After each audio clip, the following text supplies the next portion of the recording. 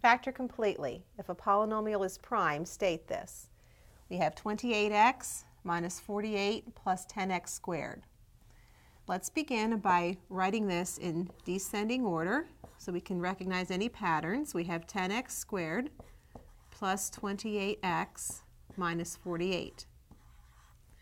The next thing we want to do is factor out any common factors. And 2 is a factor that's common to all three terms, so let's factor out a 2.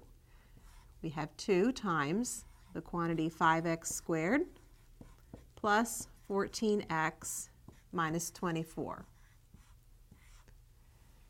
Now we have to keep carrying the 2 with us, but we want to concentrate on the trinomial that's inside the parentheses.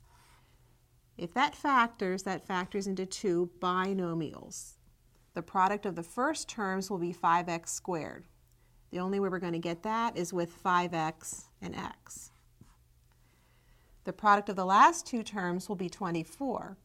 Now we have a lot of choices for 24. We have 1 and 24, 2 and 12, 3 and 8, 4 and 6, and one must be positive and one must be negative. We can try a couple of options, as many as you need to try before you find that you want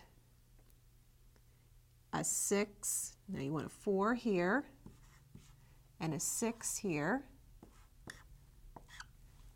We check real quickly. We have 5x squared minus 6x plus 20x, which gives us 14x, minus 6 times 4, which gives us minus 24. The product of the binomials is this trinomial. The product of the trinomial times this is the original polynomial. So this is the factorization of the polynomial.